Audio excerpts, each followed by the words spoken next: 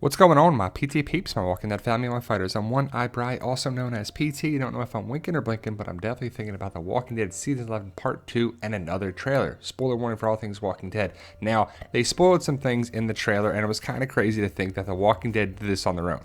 We didn't ask for the trailer. We've had a trailer and another trailer, and now I believe this is the third trailer for the second part, and it's all good, and I love it, but some people are like, wow, they gave away so much in this trailer. We'll break it down for you guys, but first, before we get to it, like, share, subscribe, support the PT channel when you can. We love talking about the Walking Dead universe. Become a patron, a member, a subscriber, just any way you can support the channel. We truly appreciate it, and thank you very much. Now, the trailer shows some previous stuff, like the Commonwealth coming to Alexandria. We see that Pamela Milton is going to be there with Lance Hornsby, but the Commonwealth is coming to Alexandria maybe in 1109. We see Jerry and Carol on top of the platform along with Daryl and Maggie, so they're going to be looking out, looking at our group coming, and I'm assuming that Eugene is going to be there to be like, hey guys, it's all right. And to be honest, our group would not stand a chance against the Commonwealth. They have bows and arrows, and it's just, they have automatic rifles and an arsenal to take down our group. But again, the Commonwealth is being portrayed as the villains. I don't think they're going to be 100% villain. There's going to be villainous aspects. There's going to be things that make us go, But again, the Commonwealth gets inside Alexandria, as we see right here. They're going to take over Alexandria as an outpost, as we know from the recent filming. But again, Lance Hornsby and Pamela Milton, sorry for some of the grainy photos, but Pamela Milton is right there inside Alexandria to talk to the leader.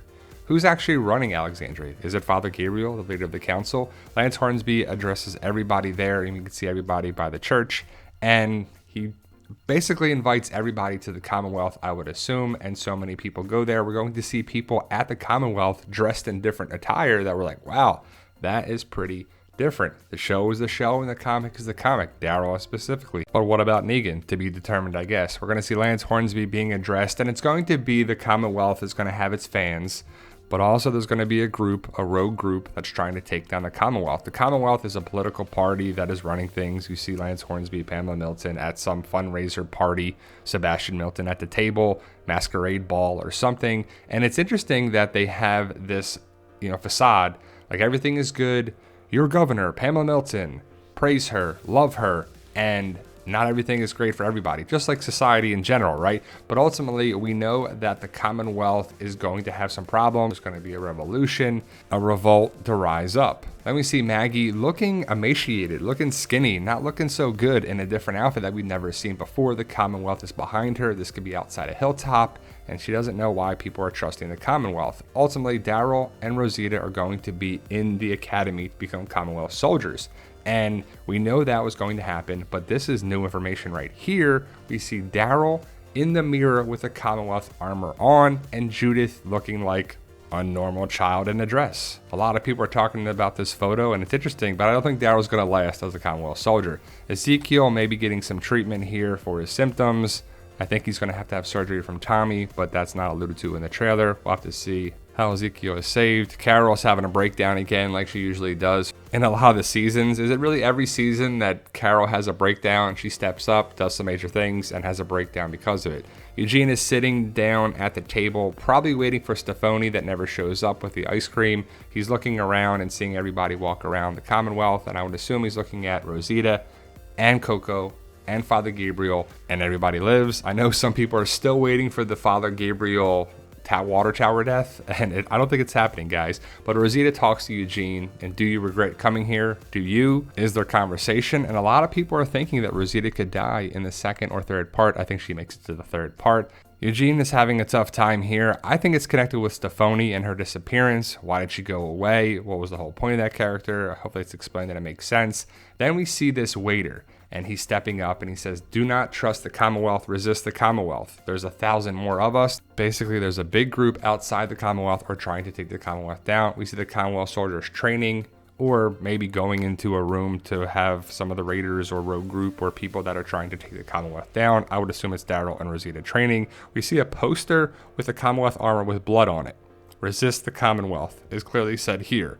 So the Commonwealth is not this great safe place. There are some problems, classes, political parties, just problems with status and class. Then we see Mercer taking out a bunch of walkers, and it's pretty awesome to see. We need to see more of this. We want to see badass Mercer. He's got his armor, he's got his axes out and he's taking out walkers easily. I don't know what's going on here, where all these walkers are coming from, but Mercer is like, no problem, I can do it. He looks to be by himself and he takes down all these walkers. Mercer is a character I want to see carried over in the second and third parts, and maybe his own show, his own spinoff. That'd be pretty awesome to see. I would love to see a prequel story about him, maybe on Tales of the Walking Dead. Then we see Princess in the jail cell with Eugene, most likely. Lance Hornsby's probably going to come in, cause some problems, and we'll have to see what's going on here. Then we see Daryl with his Commonwealth rifle. I think it's the spot by the bus that we saw in the second trailer with people shooting at Daryl and probably the Commonwealth soldiers. But he's not in the Commonwealth armor. He's got the rifle. He's by the bus. So it's making me think, my theory is that something is going on here with the Commonwealth and Daryl knows about it. He's actually in the scene where the guy yells, "Don't trust the Commonwealth, resist the Commonwealth." So he's right there and he sees that. So maybe he checks it out and finds a problem. Here's the major spoiler right here. Leah survives. We see her right here by herself. So is she the lone survivor of the Reapers?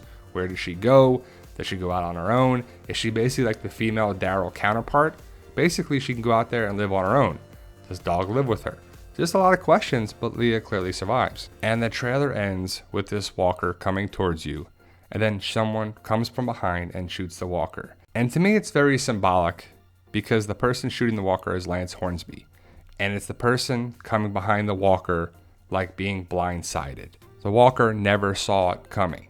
I think that's symbolic of Lance Hornsby and what he's trying to do with the Commonwealth. It's a pretty cool scene with the little pistol and the smoke and Aaron watching on and the walkers taking out. But we have a bunch of different theories and speculation breakdown of it. Are these two characters connected with the outcast of the Commonwealth? Are we going to see some character connections from video games? And how could they be connected? We've seen teasers and trailers for a good while now, and we're getting closer and closer for it. We have several trailer breakdowns. Again, I believe this is the third pretty good trailer. They're smaller in time, but overall they get a lot of good quality stuff in there. But that's our trailer breakdown. So we see Daryl in the Commonwealth armor, which has a lot of people talking. We see that Leah is alive. So again, they spoiled some things. Like, we were wondering, is Leah going to survive? I'm guessing the Reapers are all taken out besides Leah in 1109.